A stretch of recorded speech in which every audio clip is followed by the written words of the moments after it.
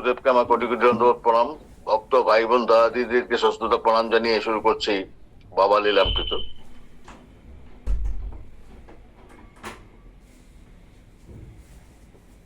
মামুনির সঙ্গে বাবার যখন প্রথম সাক্ষাৎ হয় তখন বাবা নিজ হাতে টাকা পয়সা ধরতেন না, কিন্তু বাবা উৎসব তথা দরিদ্র সভা দেয়ার চিন্তা করলে একদিনের উৎসব 3 দিন ধরে চলতো। উপলব্ধিতে সে এতগুলো বছর বাবার সঙ্গে আছে, নিকট থেকে লক্ষ্য করেছে গরিবের চিন্তা ছাড়া বাবার আর যেন কোনো চিন্তাই নেই। উৎসবের মাধ্যমে গরিবদের সেবা করাই বাবার পরম ধর্ম এবং এতে তিনি খুব আনন্দ উপলব্ধি করেন।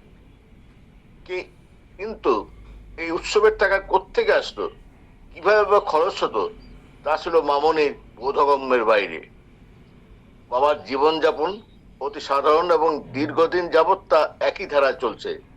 বাবা বলেন, উন্নত চিন্তাধারা ও বিচার আমাদের জীবনের লক্ষ্য হওয়া উচিত। বাবার কথা, বাবার চিন্তা আমরা বুঝতে পারি না, তাই আমাদের দুঃখ পেতে হয়।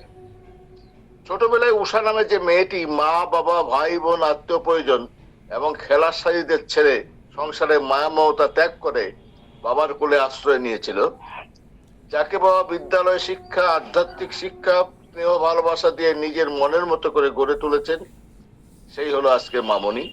অতন্ত্র প্রহরীর মতো বাবার ছায়া সঙ্গিনী হয়ে বাবার সেবা কার্যে সে আত্মনিবেদিতা।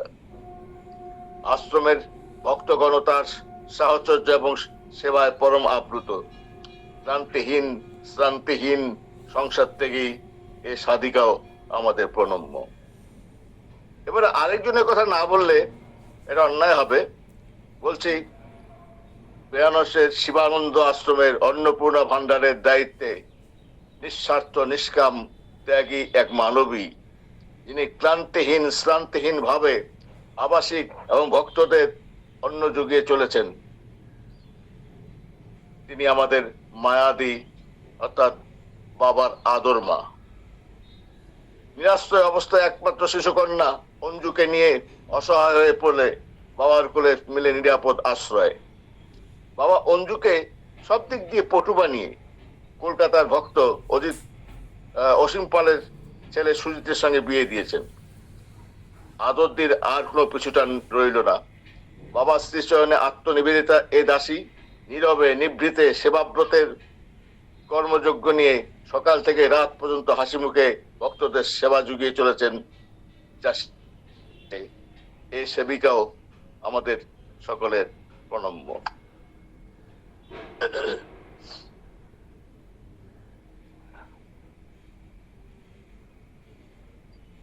ভালোবাসার, বিশ্বস্ততার, দয়া, ধার্মিকতা ইত্যাদির মতো দিব্য গুণগুলোর দ্বারা আমাদের প্রত্যেকের আধ্যাত্মিক উন্নতির প্রয়োজন। এই উন্নতির জন্য আমাদের একজন পথ প্রদর্শক অবশ্যই প্রয়োজন। আমরা অত্যন্ত ভাগ্যবান যে আজন্ম সিদ্ধযোগী ব্রহ্মজ্ঞ মহাপুরুষ শিবানন্দ বাবাকে সদ্গুরু হিসেবে পেয়েছি। সদ্গুরুর সান্নিধ্য আমাদের নিকট অত্যন্ত মহার্ঘ। সদ্গুরু শিবানন্দ বাবাই আমাদের ফ্রেন্ড, ফিলোসোফার অ্যান্ড গাইড।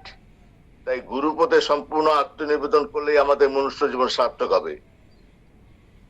ব্যক্তিগত আরামায়ের সুবিধা নিয়ে সর্বদা ব্যাপৃত থাকলে প্রকৃত গুরু কৃপা থেকে বঞ্চিত হতে হবে। বহুদিন আগে বেনারস থেকে ভক্তদের উদ্দেশ্যে বাবা একটি চিঠি দিয়েছিলেন। এই মূল্যবান চিঠিটি ভক্তদের অন্তরে শুদ্ধিকরণে অত্যন্ত সহায়ক। ভক্তদের জ্ঞাতার্থে চিঠিটির হুবহু প্রতিলিপি তুলে দিলাম। ওম নমো ভগবতে শ্রী গুরুদেবায়। বারাণসী, স্নেহের দুলাল অবলিক দুলালি। যাহারা সুখের বালিশে ঘুমায়, তাহারা প্রখর দিনের আলোতেও অন্ধকারে ঘোরে। যাহারা শুধু বড় হইবার স্বপ্ন দেখে, তাহারা কখনোই বড় হয় না। বড় হইবার জন্য বড় সাধনা করিতে হইবে। গুরু ভক্তি সাধনার মূল ভিত্তি। ত্যাগ ও তিতিক্ষায় তাহার সমৃদ্ধি আসে। অনলস অক্লান্ত চেষ্টায় তাহার সিদ্ধি আসে। অলস ইচ্ছার তাপে আশার অন্ন ব্যঞ্জন প্রস্তুত হয় না। প্রাণের ক্ষুধাও মিটে না। ভোগ জীবনকে জীর্ণ করে, মনকেও শূন্য করে। ত্যাগে অনন্ত সুখ, ত্যাগে অপার শান্তি, ত্যাগ জীবনকে পূর্ণ করে। আমরা যত সুখ ভোগ স্বার্থ ত্যাগ করিতে পারিব, তত বেশি করিয়া সুখ ও শান্তি পাইব। বড় ত্যাগ আমাদেরকে বড় গৌরব দেয় ও বড় আনন্দ দেয়। সকলের অন্তরে শ্রদ্ধার আসন পাতিয়া বসে। সংসারে বড় আসন পাইতে হইলে ছোট ছোট সুখ ত্যাগ করিতে হয়। ত্যাগ আমাদেরকে পূর্ণতা দেয়। যিনি সর্বত্যাগী হইতে পারিবেন, তিনি রাজার চেয়েও বড় সম্মান পাইবেন। ঘর বাড়ি ও কোটি টাকার ত্যাগের চেয়েও সম্মান ও সমাদর লাভের আশা ত্যাগই সত্যিকারের ত্যাগ। এই ত্যাগ মানুষকে দেবতা করে ও ঈশ্বরের কাছে লইয়া যায়। শ্রী গুরু চরণাশ্রিত বৈষ্ণব দাসানুদাস শিবানন্দ। তাই প্রকৃত ভক্তকে জৈবিক সত্তা এবং চেতনাকে এক সূত্রে গঠিত করতে হবে। সংসার আবদ্ধে নিমজ্জিত মানুষগণ মায়ার বন্ধনে আবদ্ধ। মায়ার বন্ধনে আবদ্ধ থাকলে মানুষের প্রতি ভালোবাসা সহজে আসবে না। এই মায়ার বন্ধন থেকে মুক্ত হতে গেলে সদ্গুরুর সান্নিধ্য একান্ত প্রয়োজন। সদ্গুরুর নির্দিষ্ট পথে নিষ্কাম সাধনার মাধ্যমে মায়ার বন্ধনকে অতিক্রম করা সম্ভবপর। কারণ একজন মানুষ কঠোর সাধনা এবং তপস্যার মাধ্যমে যখন সিদ্ধি লাভ করেন, তখন তিনি একজন মহাপুরুষে উন্নীত হন। চালকে জল, আগুন ও পাত্রের মাধ্যমে সিদ্ধ করলে ভাতে পরিণত হয়, কিন্তু সেই ভাতকে পুনরায় চাল করতে চাইলেও যেমন তা হয় না, একজন মহাপুরুষও তেমনি মায়ারূপ আসক্তিতে কখনোই ফিরে যেতে পারেন না।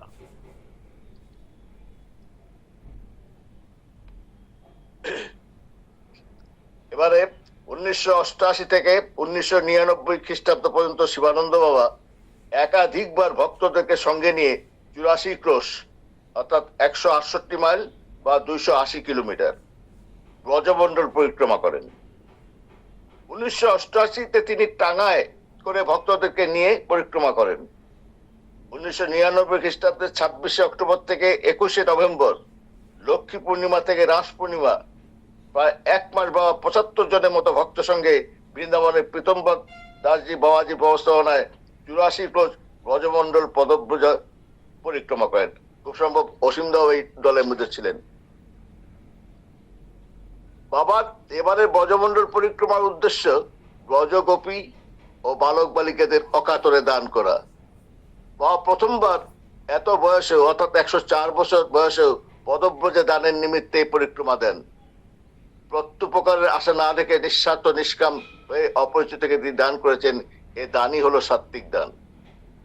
এই বয়সে বাবা প্রতিদিন গড়ে 15-20 কিলোমিটার হেঁটেছেন। বাবার সঙ্গে পরিক্রমারত ভক্তবৃন্দ রাধা কৃষ্ণের লীলাস্থল দর্শন করতে করতে তারাও এই অসাধারণ লীলার সাক্ষী হয়ে রইলেন। ভক্তপ্রাণ শিবানন্দ বাবা ভক্তজনের মুখে হাসি, মনে শান্তি এবং কল্যাণ কামনায় তাদেরকে এলাহাবাদে প্রয়াগে পূর্ণ কুম্ভ মেলায় জড়ো করেন। সারা ভারত থেকে প্রায় 100 ভক্ত এই 2001 খ্রিস্টাব্দের জানুয়ারি মাসে বাবার আহ্বানকে লুফে নিয়ে সেখানে সমবেত হন। বৃন্দাবনের বাবাজি গৌর গোবিন্দ গোস্বামীর আগ্রার ভক্তদের সেখানে তাঁবুতে থাকা খাওয়ার ব্যবস্থা করা হয়। ভক্ত সঙ্গে এই মেলায় বাবা 1 মাস কল্পবাস করেন। ওলাদার উপর ভার ছিল সমস্ত ভক্তবৃন্দ সহ বাবাকে নিয়ে তাঁবুতে পৌঁছানো। কুম্ভ মেলায় অসংখ্য তাঁবু পড়েছিল এবং তাঁবুগুলো দেখতে প্রায় একই রকমের। বাবা ভোলাদাকে তাঁবু খুঁজতে পাঠালে তিনি কয়েকজন ভক্তকে নিয়ে যান, কারণ এর আগে তিনি তাঁবুর অবস্থান দেখে গিয়েছিলেন। ভোলাদা গিয়েছেন তো গিয়েছেন, তার আর কোনো খবর নেই। তখন তো আবার এখনকার মতো মোবাইল ছিল না। বাবা ক্রমে ক্রমে অসুস্থ হয়ে পড়েন এবং কারণ সন্ধ্যা আগত। সন্ধ্যার পূর্বেই তাঁবুতে পৌঁছতে না পারলে ভক্তদের অসুবিধা হবে, যদিও আমাদের সাধারণ মনের সেটা অমূলক ধারণা। যেখানে বাবা আছেন সেখানে কোনো ভক্তেরই কিছু হবে না এবং সেটাই সত্যে পরিণত হয়েছিল। কুম্ভ মেলা দর্শনের সৌভাগ্য এই অধমেরও হয়েছিল। এদিকে হঠাৎ চারদিকে রব ওঠে, রথ আসছে রথ আসছে বলতে বলতে ঘোড়া ঘোড়ায় টানা গাড়িতে পূর্ণ কুরুভর নিয়ে পরিক্রমা করতে করতে সেই গাড়ি এমন বেগে ছুটে আসে যে আমরা সবাই ছত্রভঙ্গ হয়ে গেলাম। বাবা সহ আমরা কয়েকজন ছিলাম, আর অন্য ভক্তদের কোনো পাত্তাই ছিল না। কাতারে কাতারে শুধু ভক্ত আর ভক্ত, কিন্তু আমাদের ভক্তদের কোনো খোঁজ নেই। চিন্তান্বিত হয়ে বাবা বসে পড়লেন। দেখলাম তিনি একবারে জব করে যাচ্ছেন। কিছুক্ষণের মধ্যে দেখা গেল চারদিক থেকে আমাদের গুরু ভাই গুরু বোনরা এসে বাবা সহ আমরা যেখানে অপেক্ষা করছিলাম সেখানে এসে জড়ো হলেন। বাবা তখন সবাইকে নির্দেশ দিলেন তাকে অনুসরণ করতে। বাবা কিন্তু এর আগে আমরা যে তাঁবুতে থাকবো তা দেখেননি, কিন্তু কিছুক্ষণের মধ্যেই আমরা আমাদের নির্দিষ্ট তাঁবুতে উপস্থিত হয়ে পৌঁছে গেলাম। সেখানে পৌঁছে দেখি ভোলাদা এবং আরো কয়েকজন ভক্ত অপেক্ষমান। ভোলাদাকে তার দায়িত্ব জ্ঞানহীনতার জন্য বাবা তাকে খুব তিরস্কার করলেন এবং 5 বছর বাবা তার সঙ্গে কোনো সম্পর্কই রাখেননি, যদিও ভোলাদার সম্পর্ক ছাড়েননি। 5 বছর পর বাবাই প্রিয় ভক্ত ভোলাদাকে সস্নেহে কাছে ডেকে নেন। গঙ্গা যমুনা সরস্বতী নদীর মিলনস্থল ত্রিবেণীর চরে উন্মুক্ত প্রান্তরে তখন প্রচন্ড শৈত্য প্রবাহ। 2 থেকে 3 ডিগ্রি সেন্টিগ্রেড তাপমাত্রা। বাবার দৈনন্দিন রুটিনের কোনো পরিবর্তন হয়নি। ভোর 3টায় উঠে প্রাতঃকৃত স্নান সেরে তাঁবুতে বসে বসে আবার কখনো বা হাঁটতে হাঁটতে জপ করেন। ভক্তবৃন্দ যেখানে আপাদমস্তক গরম কাপড় মুড়েও কাঁপছেন, বাবা সেখানে একটা চাদর মুড়ি দিয়ে পদচারণা করছেন। বাবার কুম্ভে আসার মূল উদ্দেশ্য কিন্তু স্নান নয়, ভক্তবৃন্দকে কুম্ভমেলা দর্শন করানো তথা অসংখ্য সাধু দর্শন করানো। এছাড়াও মহাতীর্থস্থানে ভক্ত সঙ্গে জপ তপ ভজন কীর্তন এবং দান করাই ছিল তার মূল উদ্দেশ্য। তাই বাবা বলেন, আমার আর কোনো বাসনা নেই, আমি চাই শুধু ভক্ত সঙ্গ। পরিশেষে ভক্তদের অনুরোধে মৌনী অমাবস্যার দিন তাদের নিয়ে হর হর মহাদেব শম্ভু, কাশী বিশ্বনাথ সঙ্গে মাতা পার্বতীর সঙ্গে কীর্তন করতে করতে প্রয়াগের ত্রিবেণী সঙ্গমে গিয়ে গঙ্গা মাটি গায়ে মেখে বাবা স্নান করেন। ভক্তগণ বাবার সঙ্গে স্নান করতে পেরে আনন্দে উচ্ছ্বসিত। অন্য আরেকদিন ভক্তবৃন্দ স্নান করতে ইচ্ছুক হলে বাবা তাদেরকে নিয়ে যান, কিন্তু তিনি নিজে স্নান করেননি। বাবা সমস্ত ভক্তদের কাপড় চোপড় এবং জুতা একটা ছোট্ট শিশুর মতো আগলে রেখে পাহাড়ের কাজ করেন এবং ভক্তদের নিশ্চিতে স্নান সারতে বলেন। শিবানন্দ বাবা এভাবেই ভক্তদের মনোবাসনা পূরণ করেন। প্রণাম। আজকে এইটুকু থাক।